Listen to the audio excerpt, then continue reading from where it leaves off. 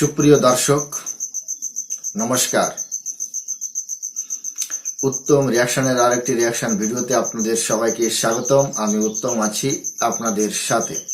বন্ধুরা, আজ নতুন একটি চ্যানেলের ভিডিও নিয়ে আপনাদের মাঝে হাজির হয়েছি।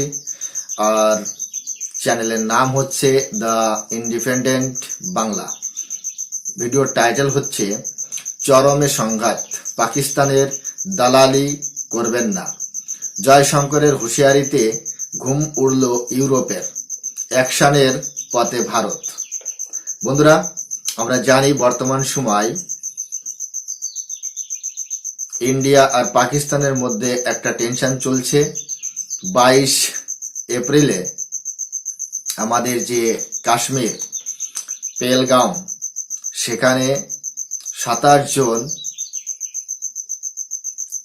টুরিস্টের উপর অ্যাটাক করেছিল পাকিস্তান প্রায়োজিত আতঙ্কবাদী সন্ত্রাসীরা।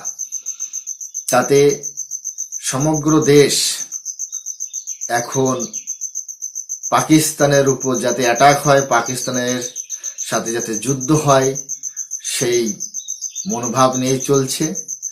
আর পাকিস্তান অনেকদিন যাবত, মানে যখন থেকে জন্ম হয়েছে 1947 থেকেই ভারতের উপর এরকম প্রক্সি ওয়ার করে আসছে। তো এবার ভারত সরকার পাকিস্তানকে যাতে উচিত শিক্ষা দিতে পারে এবং পাকিস্তানকে আর কোনো ছাড় নয়, সেরকম মনোভাব নিয়েই এখন দেশ চলছে এবং দুটি দেশই এখন যুদ্ধের মোহনায় দাঁড়িয়ে আছে। এতে আমাদের যে ইউরোপ দেশগুলি রয়েছে, ইউরোপ ইউনিয়ন রয়েছে, সেই ইউরোপ ইউনিয়ন থেকে মানে নীতিগত কথা বলা হচ্ছে, নীতিগত কথা।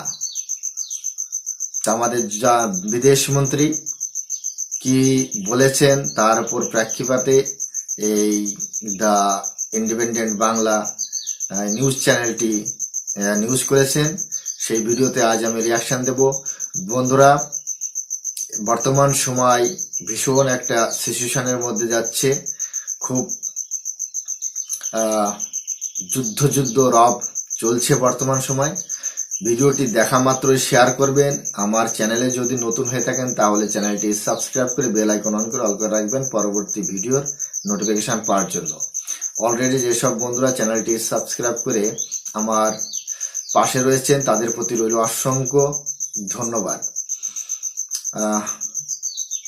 ভিডিওটা শেয়ার করবেন, বেশি বেশি করে শেয়ার করবেন। আপনাদের কি মতামত সেটা কমেন্ট সেকশনে লিখে জানাবেন। আর এই দ্য ইন্ডিপেন্ডেন্ট চ্যানেলটিও সাবস্ক্রাইব করে ওনার পাশে থাকবেন।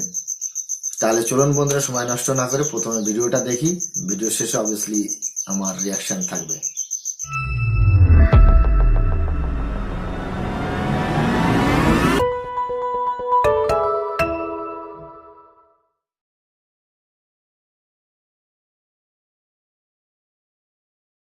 At the world, Samir, we look for partners. We don't look for preachers. We are looking for partners, not preachers. কালকে এই একটা স্টেটমেন্ট গোটা বিশ্বকে কার্যত হিলিয়ে দিল। নজিরবিহীনভাবে ভারতবর্ষের বিদেশমন্ত্রী ডক্টর জয়শঙ্কর তীব্রভাবে কষাঘাত করলেন ইউরোপীয় ইউনিয়নের একাধিক দেশকে। কারণটা কি? হঠাৎ করে জয়শঙ্কর এই ধরনের স্টেটমেন্ট কেন দিলেন এবং এতে ইন্ডিয়া পাকিস্তান এই যুদ্ধের আবহে নতুন কোন কোন সমীকরণ সৃষ্টি হলো তা আলোচনা করবো আজকের এই ভিডিওতে। তবে তার আগে ছোট্ট একটা ভিডিও, যে ভিডিও ভাইরাল হয়েছে, আন্তর্জাতিক স্তরের একাধিক নিউজ পোর্টাল জার্নালিস্টরা বিভিন্ন ক্ষেত্রে কভার করেছেন। সেই ছোট্ট একটি ভিডিও দেখুন, তাহলে বুঝবেন এই অস্থির সময় ডক্টর জয়শঙ্কর মানে ভারতবর্ষের বিদেশমন্ত্রী আসলে ভারতবর্ষের অবস্থানকে আন্তর্জাতিক স্তরে সম্পূর্ণভাবে পরিষ্কার করেন এবং তারা বুঝিয়ে দেন এই মুহূর্তে যারা পাকিস্তানের পাশে থাকবে ভারতবর্ষ তাদেরকেও বয়কট করতে দুবার ভাববে না। কিন্তু হঠাৎ করে এই পরিস্থিতি কেন সৃষ্টি হলো? কেউ কি ভারতবর্ষের পিছনে ছুরিটা মারার চেষ্টা করলেন? প্রশ্ন উঠছেই। ভিডিওটি একটু দেখুন আগে। Well, look, when we look out at the world, Samir, we look for partners. We don't look for preachers. Particularly preachers who don't practice at home what they preach abroad. And I think some of Europe is still struggling with that problem. Some of it is changing. So, the issue for us, I mean, in many ways, Europe, I think, has entered a certain zone of reality check. Now, whether they are able to step up to it or not, it's something we will have to see. Doctor জয়শঙ্করের কথাগুলো একটু গভীরভাবে বুঝতে হবে। তিনি সকলের আগে বললেন, ভারতবর্ষের বিদেশ নীতিতে যে সাহায্য করবে, ভারতবর্ষ তার পাশেই থাকবেন। ইউরোপীয় ইউনিয়নে রিয়েলিটি চেক করা প্রয়োজন। অর্থাৎ যুগের পর যুগ ধরে ইউরোপ যখন ভাবে যে তারা পৃথিবীকে কার্যত ডমিনেট করেছে, সেই রিয়েলিটির জগতে আসলে সত্যি কি তাই? দিনের পর দিন ব্রিটিশরা ভারতবর্ষকে পরাধীন করে রেখেছিল, কিন্তু আজকের এই ভারতবর্ষের সঙ্গে পরাধীন ভারতবর্ষের যে পার্থক্য আছে, জয়শঙ্কর কিন্তু পরিষ্কারভাবে তা বুঝিয়ে দিয়েছেন। অর্থাৎ এই পৃথিবীতে ইউরোপীয় ইউনিয়নই যে প্রভাবশালী কোনো রাষ্ট্র তা কিন্তু নয়। এই রাষ্ট্র জোটের মধ্যে একাধিক এমন দেশ আছে যারা ভারতবর্ষের থেকে অনেক অনেক অনেকটা পিছিয়ে আছে। সে অর্থনৈতিক দিক থেকে হোক, সে সামরিক দিক থেকে হোক, সে ডিপ্লোম্যাসির জায়গা থেকে হোক। অর্থাৎ নিজের ঘরের অবস্থানটা আপনারা দেখুন আগে, তারপর ভারতবর্ষের পাশে থাকবেন কি থাকবেন না সে নিয়ে ডিসিশন নেবেন। পাশাপাশি ডক্টর জয়শঙ্কর পরিষ্কারভাবে বুঝিয়ে দিয়েছেন, এই মুহূর্তে যারা পাকিস্তানের পাশে থাকবে, যেভাবে পাকিস্তান আমাদের দেশে হিন্দু পর্যটকদের হত্যা করেছে, এর যদি কড়া বিরোধিতা ইউরোপীয় ইউনিয়নের পক্ষ থেকে না আসে, তাহলে ইউরোপীয় ইউনিয়ন নিয়ে ভারতবর্ষেও কোনো না কোনো সিদ্ধান্ত ভবিষ্যতে নেবেন, তা ভারতবর্ষের বিদেশমন্ত্রী ডক্টর জয়শঙ্করের কথাতেই স্পষ্ট। সমস্যাটা কি হয়েছে? সমস্যাটা হয়েছে ইউরোপীয় ইউনিয়নের এক মুখপাত্র দিনের পর দিন টুইট করেন বিভিন্ন ইস্যুতে। তিনি সকলের আগে এই পেহেলগাম অ্যাটাকের পর ভারতবর্ষের বিদেশমন্ত্রী ডক্টর জয়শঙ্করকে ফোন করেন এবং পরবর্তীকালে deputy prime minister of Pakistan Ishaq দারকে ফোন করেন। এই দুজনের সাথে ফোনে বার্তালাপ হয়। যেরকম কথাবার্তা রাশিয়ার প্রেসিডেন্ট পুতিন বলেছেন, যেরকম কথাবার্তা আমেরিকার প্রেসিডেন্ট ডোনাল্ড ট্রাম্প বলেছেন, একদম হুবহু ইউরোপীয় ইউনিয়নের এই মুখপাত্র, একটি অত্যন্ত গুরুত্বপূর্ণ থাকা ব্যক্তি হিসাবে জয়শঙ্কর এবং ইসাকদারের সঙ্গে কথাবার্তা এই কাজা কালিসও বলেন। এই কাজা কালিস তারপর ফোন করে একটি টুইট করেন। এই টুইটে তিনি এই দুই দেশের সঙ্গে যে কথাবার্তা হয়েছেন সেটি তো লেখেন, উল্টে একটি লাইন যোগ করে দেন, যা কিন্তু ভারত ভালোভাবে নেয়নি। তিনি কি লিখেছিলেন? তিনি লিখেছিলেন, এসকালেশন হেল্পস নো ওয়ান, অর্থাৎ প্রত্যাঘাত কাউকে সাহায্য করতে পারে না। জাতিসংঘের সুরে সুর মিলিয়ে ইউরোপীয় ইউনিয়ন পরিষ্কারভাবে বুঝিয়ে দেওয়ার চেষ্টা করে যে তারা এই মুহূর্তে কোনো রকম যুদ্ধ চাইছে না, কারণ যুদ্ধ কাউকেই সাহায্য করে না, কোনো পথ কোনো সমাধান সূত্র বের করে আনতে পারে না। জয়শঙ্কর পরিষ্কারভাবে বুঝিয়ে দেন, পরিষ্কার ডুয়েল মেন্টালিটি দ্বিচারিতা করছে ইউরোপীয় ইউনিয়ন। কারণ যখন রাশিয়া এবং ইউক্রেন যুদ্ধ হয়েছিল, তখন দিনের পর দিন ইউক্রেনকে পিছন থেকে সাপোর্ট করে রাশিয়ার বিপক্ষে যুদ্ধে ইন্ধন জুগিয়ে গেছে এই ইউরোপীয় ইউনিয়ন, যারা আজকে বলছে যুদ্ধ কোনো সমাধান সূত্র বের করতে পারে না। কালকে বিদেশমন্ত্রী ডক্টর জয়শঙ্কর পরিষ্কারভাবে জাতিসংঘের সুরেই বলে দিয়েছেন, মানে জাতিসংঘকে যে ভাষায় ভারত বলেছিল একদম হুবহু সে ভাষায় বলে দিয়েছেন, আমরা অ্যাকশন নেবই, আমরা কি করব সেটা আমাদের সিদ্ধান্ত। এমনকি ভারত এবং পাকিস্তানের এই ডিসপুটাল প্রবলেমে, মানে এই সমস্যায় ভারতবর্ষ জানে কিভাবে প্রত্যাঘাত করতে হয়। যুদ্ধ সমাধান সূত্র না হলেও যারা দিনের পর দিন ভারতবর্ষকে অ্যাটাক করছে, প্রত্যেকটি ক্ষেত্রে ভারতবর্ষকে ছোট করছে, নিরীহ ভারতবাসীদের হত্যা করছে, তাদের বিপক্ষে কোনো অ্যাকশন নেব না। আর আপনারা বলছেন যুদ্ধ সমাধান সূত্র নয়, এটা তো একই সঙ্গে দ্বিচারিতা হয়ে যাচ্ছে, এই জিনিস আমরা করতে পারবো না। আপনারা আগে নিজের ঘর দেখুন, তারপর পরের সমালোচনা করবেন। পাশাপাশি এক্ষেত্রে কাজা কালিসের দুটো টুইটও ভাইরাল হয়ে যায় ভারতের সমাজ মাধ্যমে। রাশিয়া ইউক্রেন যুদ্ধের সময় তিনি কি বলেছিলেন? তিনি পরিষ্কারভাবে বলেছিলেন, যদি ইউক্রেনের টেরিটরি থেকে রাশিয়া না সরে, তাহলে রাশিয়ার সঙ্গে সম্পর্ক রাখা যাবে না। এমনকি তিনি বলেছিলেন ইউক্রেনকে তারা সাপোর্ট করছেন। পরিষ্কারভাবে তার টুইট এর আগে রিফ্লেক্ট করে এই রাশিয়া এবং ইউক্রেন যুদ্ধে ইউক্রেনকে পিছন থেকে ব্যাক সাপোর্ট দিয়ে এই যুদ্ধটা বাঁচিয়ে রেখেছিল ইউরোপীয় ইউনিয়ন। এমনকি এখনো রাশিয়ার সঙ্গে সম্পর্ক নেই ইউরোপীয় ইউনিয়নের। অর্থাৎ নিজেদের ঘর পুড়লে আপনি যুদ্ধ করবেন, আর পরের ঘর পুড়লে আপনি আলাপ আলোচনার মাধ্যমে সমাধান সূত্র খুঁজতে বসবেন, এ তো পরিষ্কার দ্বিচারিতা। পাশাপাশি এর আরো একটা টুইট যেটা 2023 সালে তিনি করেছিলেন, সেখানে পরিষ্কারভাবে বলেছেন আমরা ইউক্রেনকে ডিফেন্ড করছি। তিনি স্বীকার করেছেন তিনি ডিফেন্ড করছেন, এবং তিনি এটাও মনে করেছেন রাশিয়াকে প্রত্যাঘাত করতে হবে। রাশিয়া টেরোরিস্টরা, এখানে টেরোরিস্ট শব্দটি উনি টুইটে ব্যবহার করেছেন, যদি ইউক্রেন থেকে না সরেন তাহলে আমরা ইউক্রেনের সঙ্গে থাকব, এরকম একাধিক স্টেটমেন্ট তিনি দিয়েছিলেন। যিনি আজকে বলছেন এসকেলেশন হেল্পস নো ওয়ান, অর্থাৎ যুদ্ধ বা প্রত্যাঘাত কাউকে সাহায্য করতে পারে না, এই দ্বিচারিতার বিরোধিতা কালকে বিদেশমন্ত্রী ডক্টর জয়শঙ্কর করলেন এবং বুঝিয়ে দিলেন এ ভারতবর্ষ ব্রিটিশদের আমলে থাকা সেই ভারতবর্ষ নয়, এই ভারতবর্ষের সঙ্গে লাগতে আসা আসলে তোমাদের আত্মঘাতী সিদ্ধান্ত। কালকে ভারতবর্ষের পক্ষ থেকেও রিটুইট করা হয়েছে, যেখানে তিনি পরিষ্কার বলা হয়েছে আপনি অশিক্ষিত, আপনি জানেনই না এই অঞ্চলে কিভাবে ডিপ্লোমেসি এবং ডায়ালগ দ্বারা সমাধান সূত্র বার করার চেষ্টা হয়েছে। ভারতবর্ষের একাধিক বিশেষজ্ঞরা এই টুইটে রিটুইট করে লিখেছেন, clearly you are quietly ignorant of what is been happening in the region, অর্থাৎ আপনি জানেন না এই অঞ্চলে ঠিক কি রকম অবস্থা তৈরি করেছে পাকিস্তান, আপনি চুপ করে থেকে আসলে পাকিস্তানকে সাহায্য করছেন, আপনি সত্যি জানেন না, you are been quietly ignorant, সবকিছু জেনে শুনে হয়তো এড়িয়ে যাচ্ছেন যে আসলে এই গুরুত্বপূর্ণ সময় আপনারা পাকিস্তানকে বকলমে সাহায্য করতে চাইছেন শুধুমাত্র যুদ্ধ চাই না শান্তি চাই এই বাণীটা উস্কে দিয়ে। নয় আপনি অশিক্ষিত, নয় আপনি জানেন না, যেভাবে দিনের পর দিন এই অঞ্চলে ডায়ালগ এবং ডিপ্লোমেসিকে আমরা প্রাধান্য দিয়েছিলাম, তারপরেও দিনের পর দিন এই বর্বরোচিত আক্রমণ পাকিস্তানের পক্ষ থেকে ভারতের বিপক্ষে করা হয়েছে।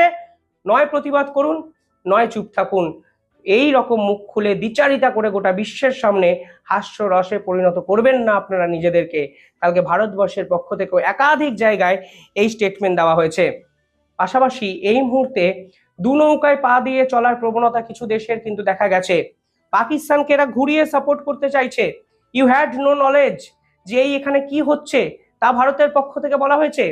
পাশাপাশি ইউরোপীয় ইউনিয়ন কি ভাবছে আপনারা ভাবুন, এই মুহূর্তে রাশিয়া ফুল ফেজে সাপোর্ট করেছে মানে ভারতবর্ষকে, এই মুহূর্তে ফুল ফেজে ডোনাল্ড ট্রাম্প সাপোর্ট করেছে ভারতকে। রাশিয়া দিনের পর দিন ভারতকে মিসাইল দিচ্ছেন, অস্ত্র দিচ্ছেন, ডোনাল্ড ট্রাম্প ভারতবর্ষকে ফুল সাপোর্ট দিয়েছেন। কালকে হকআই 360i মানে ড্রোন সার্ভিলেন্স ক্যামেরা অফার করেছে ভারতবর্ষকে। আর এই রাশিয়া এবং ডোনাল্ড ট্রাম্প যেভাবে ভারতের পাশে দাঁড়াচ্ছেন, এই ইউরোপীয় ইউনিয়ন ভয় পেতে শুরু করেছেন যদি তারা এক বৃহত্তর শক্তিশালী জোট গঠন করে তাহলে এদের অস্তিত্বটাই বিফলে হয়ে যাবে। কারণ ডোনাল্ড ট্রাম্প সরাসরি ছুরি মেরে দিয়েছে ইউরোপীয় ইউনিয়নকে। এই ইউরোপীয় ইউনিয়ন 1 মাস আগে ভারতের সঙ্গে ফ্রি ট্রেড এগ্রিমেন্ট করতে এসেছিল ডোনাল্ড ট্রাম্পের হাত থেকে বাঁচার জন্য।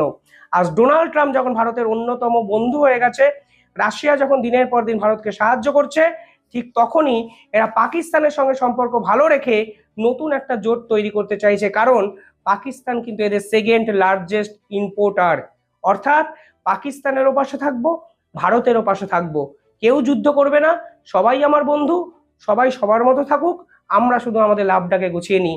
এই দ্বিচারিতাই কালকে মেনে নেয়নি ভারত। এই দ্বিচারিতার বিপক্ষেই জয়শঙ্কর কড়া হুঁশিয়ারি দিয়েছেন যে আপনি কিছু জানেন না, অশিক্ষিত, ইউ হ্যাড নো নলেজ, এবং আমরা পার্টনার্সের সঙ্গে চাই, রিচার্জের নয়। অকারণে প্রচার সুলভ একটা মানসিকতা নিয়ে ভারতবর্ষের পাশে আসি বলবেন, অথচ রিয়েলিটি চেকে কাজের জায়গায় আপনারা ভারতবর্ষকে ছুরি মারবেন, এই জিনিস চলতে পারে না। কিভাবে দেখছেন আপনারা কমেন্টে জানান। দোস্ত, ভিডিওটি এখানেই শেষ হয়েছে। আমরা দেখতে পেলাম ভীষণ ইনফরমেটিভ ভিডিও। আর আমরা তো জানি যে ইউরোপের যে কি করতে পারে, কি বলতে পারে, তা আমরা সবসময় জানি। ইউরোপ, জাতিসংঘ, ইউএনএ, এ সমস্ত কিছুই না। আমরা কেন দেরি করছি? পাকিস্তান প্রতিনিয়ত যে নিউক্লিয়ার বমের ধমকি দিচ্ছে, তাতে এই ইউরোপ ইউনিয়ন মুখ খুলেছে? খুলেনি। পাকিস্তান থেকে প্রতিনিয়ত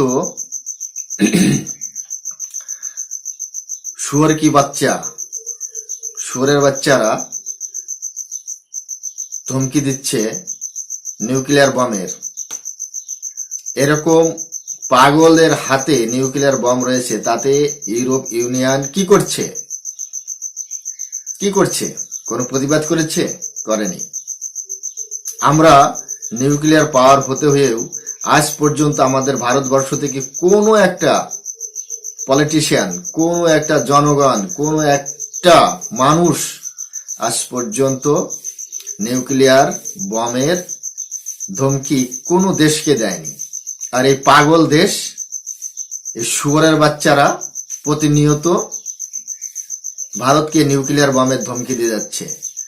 এর সাথে সাথে যোগ হয়েছে বাংলাদেশের মিডিয়া। আমরা দেখছি বাংলাদেশের মিডিয়াও যোগ হয়েছে ভারতের উপর, ভারতের বিরোধিতা করার জন্য বিভিন্ন ধরনের তারা মিথ্যা প্রচার করছে বাংলাদেশের মিডিয়া থেকে। তবে বন্ধুরা, একটা কথা মনে রাখবেন, পাকিস্তানের সাথে যদি যুদ্ধ হয় তাহলে ফ্রিতে মার খাবে বাংলাদেশ, আর পাকিস্তানের সন্ত্রাসবাদীদের উপর অ্যাটাক করার কোনো দরকার নেই। আমরা অনেকবার তাদের যে ক্যাম্প উড়িয়েছি, তাদেরকে কাশ্মীরে আসার সাথেই মেরেছি, তাতে কোনো ফায়দা হয়নি, কোনো লাভ হয়নি। আমাদের এবার জ্বর থেকে এই এলাজ করতে হবে, জ্বর থেকেই এই রোগ নির্মূল করতে হবে। তার জন্য কি করতে হবে? পাকিস্তানের আর্মির উপর অ্যাটাক করতে হবে। যখন পাঞ্জাবি পাকিস্তানি আর্মি তাদের ডেড বডি পাকিস্তানের পাঞ্জাবে যাবে, তখন তারা বুঝতে পারবে যে ভারত কোথায় আঘাত করেছে। আর এবার যখন যুদ্ধ হবেই, তাহলে পাকিস্তানের যে জমি আমরা পাঞ্জাবে দখল করে নেব, সিন্ধ দখল করে নেব, ছেড়ে দেব না, একদম ছেড়ে দেব না। জমি যুদ্ধ করা মানে জমি দখল করা, সে জমি আমরা ছাড়বো না। তো বন্ধুরা, আপনাদের কি মতামত সেটা কমেন্ট সেকশনে লিখে অবশ্যই জানাবেন। আর ইউরোপ ইউনিয়ন, এদের কথা মাথায় রাখার কোনো দরকার নেই, এদের কথা শুনবো না। ইসরায়েল শোনে? যখন হামাসের উপর অ্যাটাক করেছিল ইসরায়েল শুনেছে ওদের কথা? ওখানে কিন্তু এরা বলেনি, কোনো উপদেশ দেয়নি, ইউক্রেনে দেয়নি। আর এই যে জাতিসংঘ, এ কোনো কিছু না, এ কোনো কাজেরই না, এর কথা তো বাদই দাও। এ স্রেফ মুখ দর্শক ছাড়া এদের কোনো কাজ নেই, এর ভিতর কোনো শক্তি নেই, কিছু নেই। আজ পর্যন্ত বিশ্বের কোনো একটা দেশের সমস্যা এরা সমাধান করতে পারেনি। অতএব ইউএন তো বেকার, মানে বকবাস ছাড়ার কিছুই না। চ্যানেলটি সাবস্ক্রাইব করে আমার পাশেই থাকবেন, আর ভিডিও শেয়ার করে সবার কাছে যাতে পৌঁছে যায় সে ব্যবস্থা করবেন। আপনার কি মতামত সেটা কমেন্ট সেকশনে লিখে অবশ্যই জানাবেন। দেখা হচ্ছে নেক্সট ভিডিওতে। ততক্ষণ সবাই ভালো থাকুন, সুস্থ থাকুন। নমস্কার।